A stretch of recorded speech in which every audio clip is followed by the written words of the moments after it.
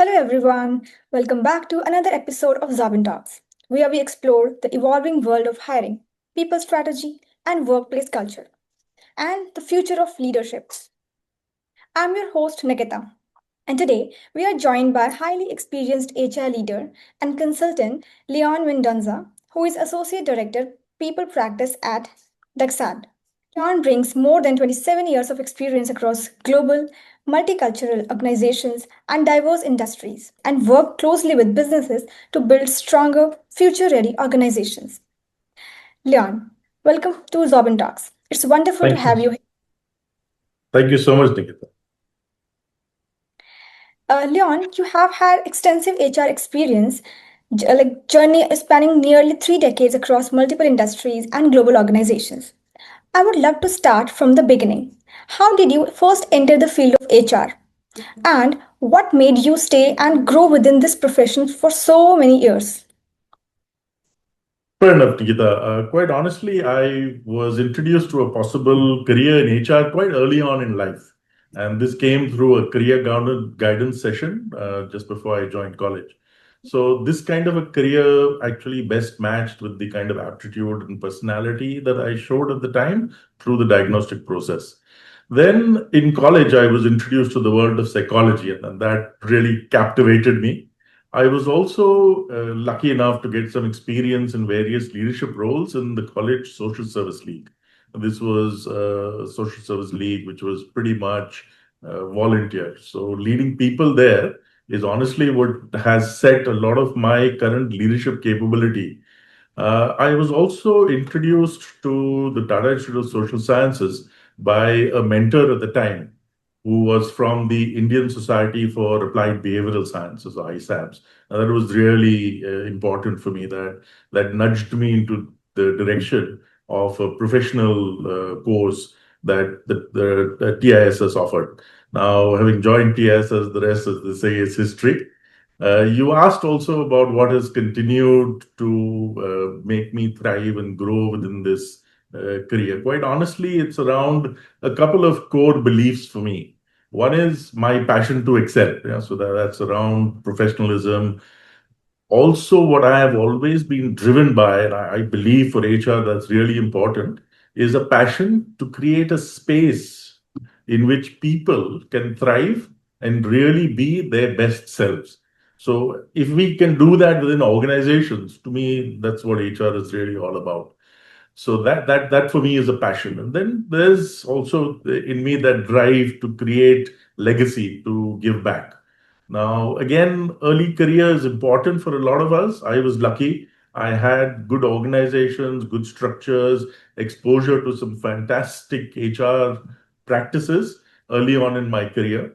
I was also blessed with good mentors who encouraged me to honestly, stretch far beyond what was logical potential. So I was encouraged to take risks, to take on assignments that were really big, and therefore I succeeded. Now, from that early learning career, I then transitioned to really what I do today, which is help organizations transform from very basic HR functions into world class HR strategic type of setups. So that for me has been extremely satisfying when you take organizations, take HR functions on that journey of moving from good to great. That honestly is something that has given me immense pleasure over the years. Yeah, so that's what has brought me to where I am today. That's such an interesting journey, Leon. And I think what stands out is how much the role of HR has transformed over the years. Earlier, HR was often seen as policy driven and administrative, but today, True. like business expect HR teams to influence growth, culture, leadership, and even business strategies itself. And that brings us to the next question. From your experience leading HR during transformation, restructures, and growth phases, what truly defines a great HR teams in today's business environment? Okay, that's a very good question. See, quite honestly, when you ask about today's times, I'm a believer that the basic ingredients for success honestly haven't changed. They've remained the same. So there's change in the technical context, our knowledge of people, the kind of technology within which we operate, etc., etc. So that continuously grows and evolves. But in my humble opinion, the basics, the fundamentals, those are the same and will probably be the same. And what are these? I spoke about that passion for excellence. I also spoke about a passion for service. So to me, these are the two sort of foundation or building blocks for success. A little more detail, that passion for excellence is all about wanting to be better today than I was yesterday and further better tomorrow. Now, this is really what, in my humble opinion, is the mark of a professional, right? Take the example of professional performers or athletes, right? They want to be the best in the world. And I use those examples because that is really where you see what I call peak human performance, right? I True. want to be the best cricketer in the world. I want to be the best batter, bowler, footballer, tennis player, you name it, right? And the hallmark of that kind of professional is every day I strive to be better than I was yesterday. So even if I'm the best, I constantly want to get better, right? So to me, that has to sit in there as the base ingredient. Then there's about the service. Now, when I'm focused on service, that's when I listen to others, I take people seriously, I put people first, right? And as HR teams, we've got to set this example. Now, we tell all of our customer facing roles, look, you've got to be customer service oriented. But for us in HR, the entire employee population or even candidates, that is my customer or management team. Those are my customers. And I've really got to demonstrate what I mean when I say customer service and live it. So by living it, I set the right example. So these two foundations, of course, there's the obvious ingredients which are around understanding business. I need to understand my HR function and what is the core fundamentals of HR. I've also got to have general competencies, but that's typical. That's what about any role success. I want to stress two more vital ingredients specifically for HR, and these are diversity and cohesion. So, diversity. So, you'll have a lot of teams wherein the leader thinks that anybody like them is what is good. So, I build a whole bunch of mini me's, as you would call them, right? Or I try to believe that just getting the best or everybody that thinks alike. No, we've got to build diversity, and this could be gender diversity, ethnic diversity, expertise diversity, and even personality and thinking diversity. So when we build this, right, rather than look at one template. So I know some people who use various psychometrics like the MBTI or your DISC or Thomas profiling or SHL, and they believe that one personality profile is best suited. I don't think so. You've got to build that diversity, build on individual strengths, and then you're looking at success. And that's that cohesion part that I mentioned, that is working together. Individuals who will put the team first. Look again in the sporting world. You could have a set of people who are individually very, very good, but they may not succeed as a team. And sometimes you have a team which is not really the best of the best, but they work together. They build on each other's strengths, they complement each other. And those are the teams that will actually win. Yeah. So if Excellent. I can sum up, then from a great HR team perspective, passion for excellence, passion for service, a good understanding of the business, general competencies, diversity, cohesion. To me, these are the ingredients. I completely agree with that perspective because organizations today are expecting HR teams to contribute far beyond, traditional responsibilities. Let's move on to the next question. HR is no longer expected to be just support function. Organizations now want HR leaders to influence business decisions directly. In your opinion, what does it take for HR leaders to become true strategic partners and earn a seat the CEO's table? Hmm. Interesting. Yes, I know a lot of HR leaders talk about it, and you're absolutely right. It's vital that as HR, we earn that seat at the CEO's table. So let me share my experience here. As I said, I've taken on a lot of roles with organizations where when I joined, HR was pretty much non-existent, or at best was seen as a support function performing administrative tasks. Now, how do you move from there to a seat at the CEO table? And to me, this is basically about understanding the business, and showing everybody else in the business that you understand the business. I speak business language. I know what drives the business. I know its unique positioning, its competitive advantage, the service proposition. And then only will my business leaders take me seriously. So, what I can do with this is also then begin to understand the current and future business challenges. And the good news in HR is ultimately business results are delivered through people, and that's our expertise, right? So when I have that, I have basically have that mandate to develop the talent pipeline that will meet all these business challenges. So when my colleagues in the business understand that I am working jointly with them to deliver business success, then it's obvious they're going to say, "Oh, please join me, help me," right? So it's really important that we get this right. Now, I'll share an actual example. It may be a little silly, but I think it's important to understand how sometimes HR teams set themselves up for failure.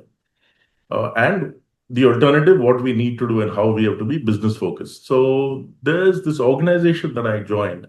And soon after joining, the feedback I got from the business team was that our talent acquisition team was totally and completely ineffective.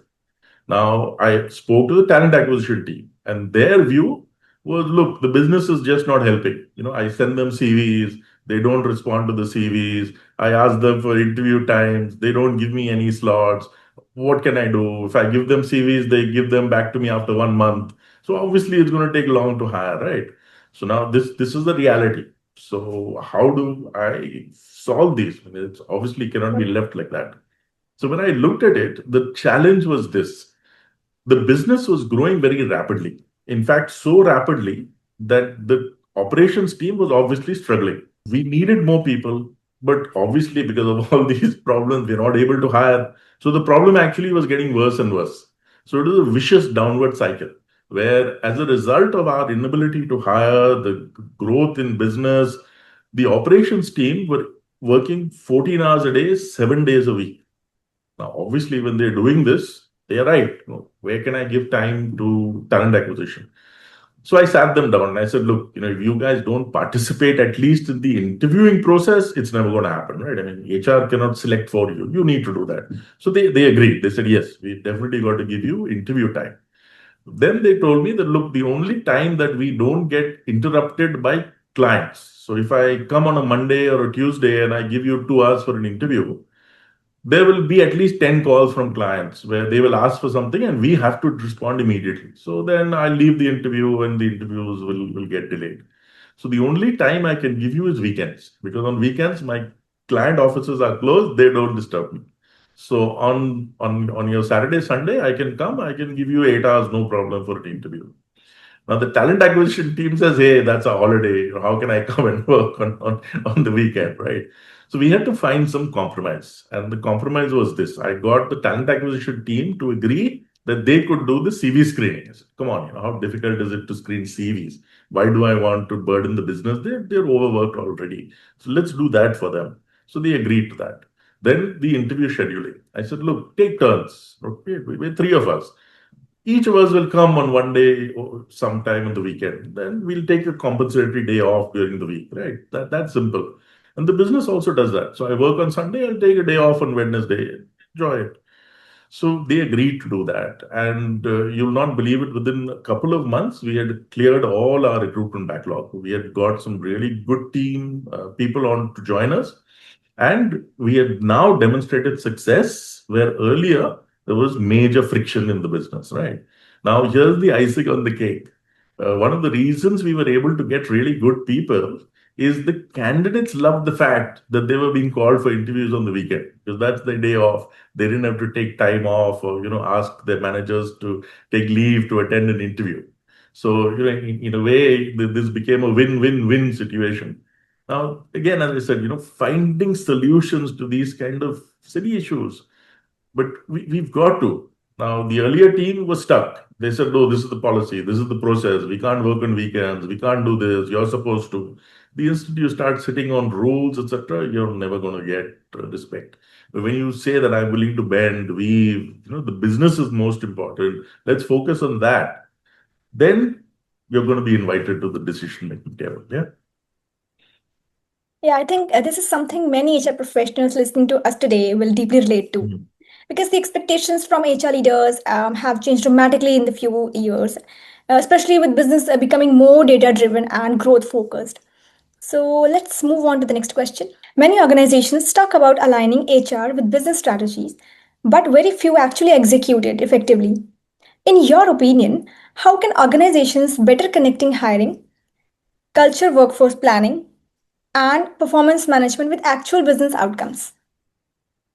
Interesting. Okay, look, I'm glad that you started off by saying that we've got to align HR with business strategy. Okay, this again is one failing in a lot of HR people. They believe that the organization should align with the HR policy. I'm joking a bit, but sometimes that's what happens. Okay, you're right. Therefore, we've got to get this right. We as HR leaders need to make sure that we are completely aligned with the business strategy. So here's what I do. I work on what I call a 3S model.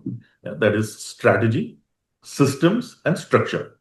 So obviously strategy leads. So once I've got my strategy, then I put together basically my strategy document, which will give me a roadmap. So here's where I am, here's where I want to be. The instant I've got that map, I can build the system. So what do I need to do? How do I need to operate as a business in order to deliver as per my strategy or my vision and mission? Right. Once I've got those systems or processes in place, I can then design a structure. So what is the structure that I need in order to achieve and deliver against those processes? Very simple. So from an HR perspective, this structure is what I then use, and it's vital then that I begin to understand what are the success factors. So, what is it going to take uh, from a role perspective? So, who do I need? What kind of people do I need? What responsibilities do I need to assign, etc. And this, in a nutshell, for us in HR, will fulfill what I call a competency framework. And competencies, I know it's a big word, but in simple terms, that is the skills, the knowledge, and the behaviors that are needed for the business to succeed. So honestly, Right. I keep it that simple. So once I've got these competencies, then I've got to consistently apply them through the entire employee life cycle.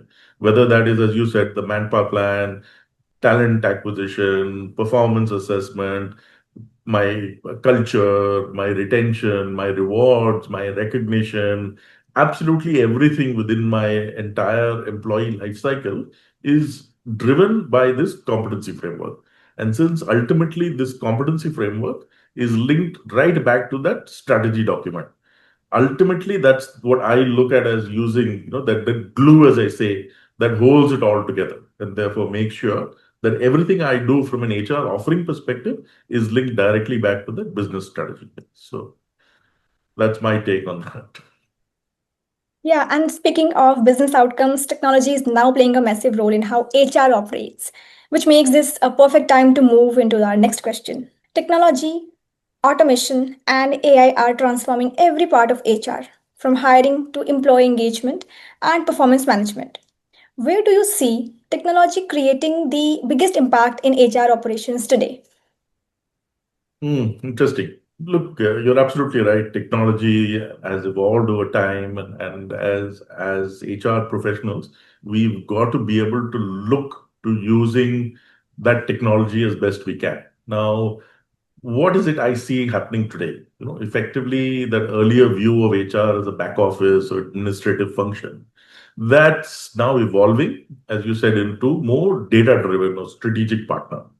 So, of course, technology will touch absolutely everything we do in HR. Yeah. But there are some areas where I can see a larger impact than other areas. So, which are these areas? First, your admin tasks. So, anything that is routine, mundane, these are the ones that obviously technology is taking over straight away. And the beauty is technology can do it faster, better, smarter, less errors, right? Now, the beauty is this will free up a lot of time and energy. So earlier, a lot of HR people spent time and energy on these. Now all that's going to be freed up. So that's the good news. Where else do I see technology impacting? The other impact I see is around, as you said, metrics and analysis. So otherwise, I have a lot of data. Now, again, the beauty is technology is helping me collect more and more data points. But making sense of this is where technology steps in.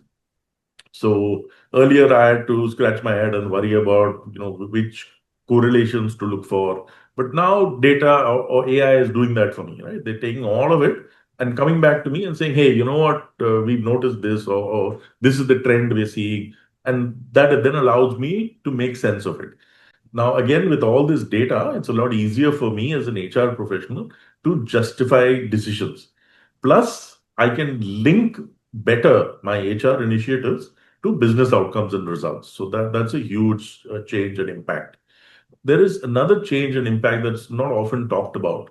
And I see that as around making the connection. Now, keep in mind that there are a lot of businesses where the workforce is remote, right? Yes, we talk about businesses, and often we imagine factories, we imagine large offices where everybody is present. But there are lots of businesses where the workforce is remote. So look at your transport businesses, look at your offshore locations, look at all your remote locations, anything that is to do with, let's say, marine, maritime, and sea. Uh, how does HR connect to the people there? Now, again, here beauty is technology. So even today we are talking on from different parts of the world, right? So I see technology playing a huge role there, and therefore that interface now is possible, especially as I said, where workforces don't come into formal office settings. Yeah, so this. Uh, and we can see a lot of these roles increasing, with e-commerce, your shipping, delivery types of businesses, all these are employees that are out and about. So how do I engage with them? Well, fortunately, technology helps me with that. And I've got to say that with this efficiency, we've got to keep in mind as HR professionals that no matter how much I automate, I've then got to preserve that human side. Okay? That coaching, my culture building, my engagement. And the good news is because I'm being freed up from admin, I have more time to do this. And so to me, this is what I see from a tech perspective. Yeah, and of course, whenever we talk about AI, there's one big question that naturally comes up everywhere. People are excited about the possibilities, but at the same time, there's also uncertainty about the future of jobs and structures. So yeah, if there's AI is positive, somewhere it's negative also. Yeah, so Mm. let's address the elephant in the room. With automation and AI becoming more advanced, do you Mm. think HR team sizes will reduce in the future? Or will the role of HR simply evolve into something much more strategic? Hmm. Uh, okay, looking at the two options you asked about, one is you spoke about whether HR team sizes will reduce or whether the role of HR will evolve and become more strategic. Fortunately for me, I don't think that's an or. Okay, I think it's an and. I think both are going to happen. So on one hand, you're going to see some reduction in HR team sizes, but the good news is we're going to see this in specific areas of the HR team or specific aspects of the function. We are already seeing that. So the reductions are happening, fortunately, in things like admin roles. In my humble opinion, those are relatively less value adding roles anyway. Yeah. So if I were to look back at my early career, data entry, crunching numbers, filing, for example, God help us when we still had physical documents to file. Letters were issued, copies were signed and put into a physical file. All of that took time and energy. That's all gone with technology, right? So, and if you ask me how much value did all those activities render, no, of course, I needed records, etc. But if I look at it from the business outcome impact, very little impact, right? So the good news is with all of that moving away, HR can now step away from that earlier perception of a department of rules and move towards what we call a center of strategy or centers of excellence. So you're already seeing about 30-40% of HR tasks being eliminated and taken over by bots. So Right. payroll, benefit enrollment, data entry, all that's gone. So what happens for these kind of employees, the ratios are going to shift for sure. So earlier you had one HR admin person for every 100 people. Today you may have one for every 300. But I see other roles which will start to emerge. Okay. So the ones that are going to emerge are, to me, the tech and people interfaces. So as an HR professional, I now need to understand my tech. I now need to understand how to manage that people tech interface. And equally, I have got to help the rest of the organization manage that. So anytime you see new technology, and I'm going to take the example of even the introduction of, let's say, Word, Excel, and PowerPoint. I mean, honestly, at the time they were introduced, people never used them before they existed, right? So you would have asked the same question, what is HR going to do? So HR, fortunately, not only has to use it to advantage, but it's also got to guide the rest of the organization to start using it.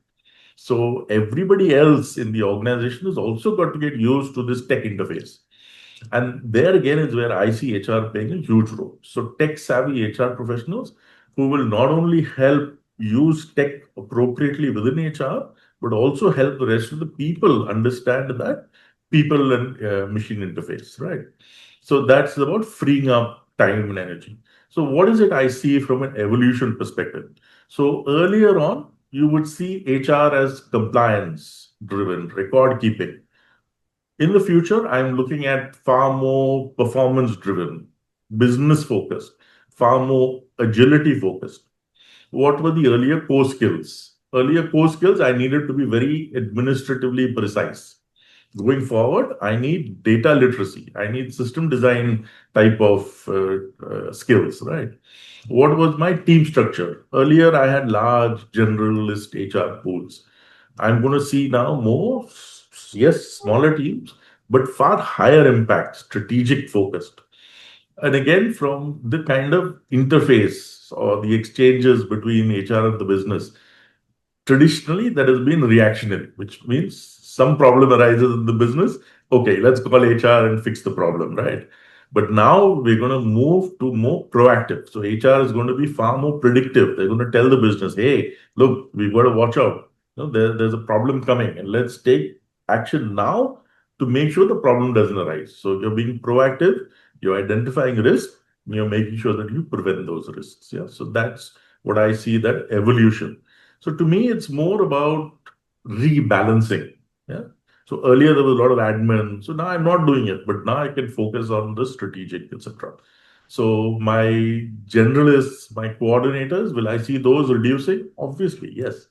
Well, what will increase? I see the business partners rising. Yeah? So those HR professionals who can sit in their boardrooms, who can talk to business managers and then say, this is how we can marry human capital and technology and drive the future business results for this company. Yeah. So to me, that's what the future is going to be about.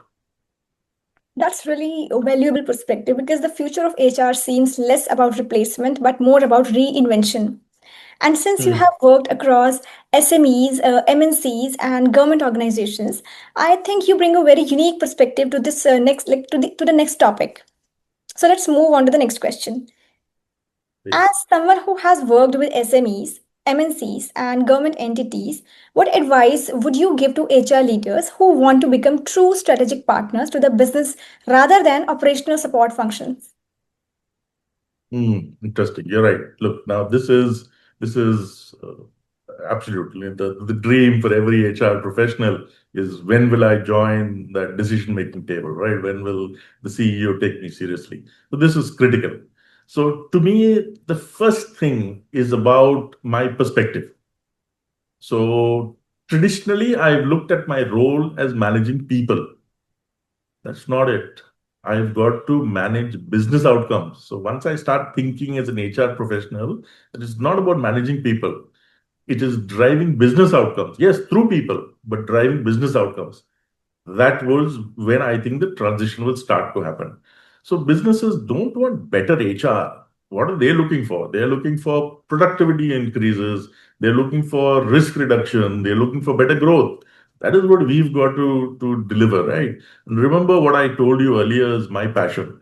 We are responsible for creating the environment where people can thrive and achieve their best selves. So the instant I've got that kind of environment, then everybody within my business is working and contributing the maximum they can or the optimum they can. Simple. That's how I will deliver my business outcomes. So to me, that is critical. So what is it I do? So now my advice here, whether you are a head of HR, whether you are a young HR professional, whether you're just starting out, or even if you are a student and you're aspiring to make a career in HR, here's my suggestions for you. First and foremost, master the business language. Okay, we've got to speak the language of business. If you Absolutely. don't understand how the company makes money, I can't really be a strategic partner. So understand the business, do a deep dive in understanding the P&L, sit with somebody in finance, the CFO, somebody within the finance function, understand terms like cost of goods sold, profit margins, customer acquisition costs, right? And once I've understood this, whenever I'm talking HR, I frame it in my impact on these same specific metrics because ultimately these are the metrics the business understands. So if I can find a solution that helps improve the profit margins or reduce my cost of goods sold, well, that's when I'll be taken seriously, right? Understand the customer offerings, spend time with my sales teams, my product teams, pain points. I have to understand the external market, the competitive nature, what's happening there. Then only can I drive my internal strategies from a talent perspective, and then I can be more relevant, right? So understand the business. Where does the profit come from? Who are my competitors? All this is important. Now, again, a lot of HR professionals use the balance scorecard. But the sad thing is they use only the four quadrant thinking.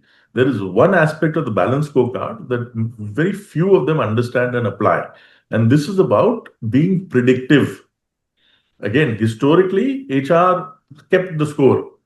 So what happened last year? Oh, our turnover was 12% last year. Now, this is after the fact. It's already happened. What do I do about it, right? Nothing.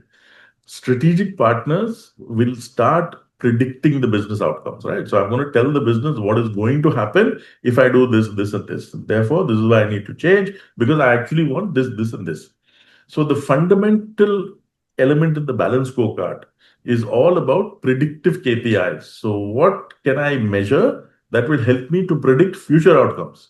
And again, then I can start making recommendations which are linked to these business outcomes. So when I try to defend something or suggest something, I've got to link it there. Take an example of I'm trying to justify a training initiative. A lot of HR people will say, I want to do this training because this is the skill gap, or because this knowledge needs to be fulfilled, or because people need to learn this. The reason I'm doing it, that is soft, right? So what? When I answer that question, so what, so what, or why do I want to do this, why do I want to do this, finally I've got to link it to a business outcome. So for example, if I say I want to do this training, it will help me to reduce my customer complaints by 15%, meaning 15% of my customer complaints have come from this. I want to impact that behavior, I want to change that behavior, and if I change that behavior through this training, then I can eliminate 15% of my customer complaints. Simple. And when I do it this way, people will see business outcomes, right? Also, things like design. When I'm trying to build an organization, a lot of HR people focus on filling seats. No, we've got to be there about talking again structure. That's what I told you about velocity. Okay. So, what do I need to be dynamic, agile, flexible? So, how do I structure my teams? And therefore, I'll move away from maybe my traditional reporting hierarchies and talk about project based teams, right? So, what is it we are looking at from a progressive shift? Typically, the earlier you spoke about service providers moving to strategic consultants. So, service providers, what do they focus on? They process. I give them something to do, they do it, and they give me the outcomes. Strategic consultants will focus on advisory, right? Again, service providers, they will measure activity. So what happened? I have so many hires, right? The strategic consultants will move to measuring impact. So my reduction in complaints, my revenue per employee, they will start talking business outcomes. Service providers, they will go to the business and say, how can I help you? Tell me what I need to do for you. Your strategic consultants will say, hey, there's a problem. How can we solve this? Your service providers will typically follow strategy. Your strategic consultants will co-create the strategy. So to me, that's what I see as the transition from a service provider to a strategic consultant. One last piece of advice, and this is really important. You say, I want a seat at the table. The best way to get there is to act as if you are already sitting there, which means instead of doing all of those negative things, start providing insights, start speaking business language, do things where the CEO can't ignore you. Absolutely right. This has been such an insightful conversation, Leon. But before we wrap up, it's time for our something fun and quick. Let's jump into our rapid fire round. Sure, please go I'll ahead. ask you I'll ask you a few questions and you answer with the first thing that comes to your mind. Are you ready? Go ahead. Hiring for skill or hiring for attitude? What matters more long term? You said skill versus attitude. Yes, this is the always debate. Me, simple answer. We've got to look at attitude is more important. That's what takes a long time to develop, right? But if you're looking at simpler roles, then it's easier to hire for attitude and train for skills. Yeah. Also, keep in mind that as we go forward, I think that skills are going to get obsolete. So sometimes I hire for a certain skill, and then 2 years later, that skill is obsolete, and I've got to retrain, right? So, there again, as long as I've got people with potential, with the right aptitude and attitude, then I can achieve all the rest of it. Yeah. So, hire for attitude, train for skills. What's harder to scale successfully? Hiring, culture, or leadership? So hiring, culture, or leadership? Well, look, I'd have to say culture from here. That's the one that again takes years to develop. Okay, hiring, I could outsource. Leadership, I could bring in somebody to train. But culture for me, no, no, that is something that I cannot fix through something like a software or a bigger budget, spending more money. So to me, culture is clearly the hardest one to scale. AI in hiring, biggest opportunity or biggest concern? I'm tending towards the opportunity side here, very, very, very much. Like I said, technology is all about reducing the routine, that tedious work. Honestly, I can remember back in the day. I don't want to tell you my age, but I started out in HR back in the day when you had to put an ad in a newspaper. People sent, physical mail. All their CVs came in. The peon who had to bring the mail from the mailroom cursed you because he had to suddenly carry thousands of letters to you. Now imagine, in those days, you have to physically open those, read through, file those, sort them out. So today, thankfully, technology is taking all that away, right? Right. And you are now allowed to do the more important stuff. But keep in mind, while obviously it's freeing up time and energy, we have to set it up correctly, and we cannot delegate to it completely, obviously, right? I've got to still watch, I've got to still monitor to make sure that it's doing what I want it to do. So to me, it's an opportunity, but we've got to use it carefully. One piece of advice for future HR leaders and people. So one guiding principle, I perhaps say this: let's look at becoming more technologist. Technology is here to stay with a humanist base or soul, right? And understand the business. So when I combine these, so I've got to be very technology focused. I've got to understand the business, but I've got to have a human soul. At the end of the day, like I said, all results are driven through people. So don't just use tech. I really need to understand the tech. So, and I would say solve for the business. Again, don't stick about, this is the HR thing to do. No, no. The HR department is not here. Is here to serve the business and support the business, not the other way around, right? So solve for the business. That's important. So to me, my golden rule going forward is know your business. That's really important. Use automation. By all means, eliminate all the boring work. Free up your time and focus on that value creating work. Yeah. So to me, that's my advice to you. Leon, thank you so much for joining us today and sharing your insights, experience, and perspective on future of HR leadership. I'm sure our audience will take away a lot from this conversation, especially around strategic HR, leadership, technology, and how the role of HR is evolving in today's business world. It was truly a pleasure having you on Xobin Talks. I'm delighted to have been here, and thank you so much for this opportunity, Nikita. Thank you and the team, and I'm happy to be of help.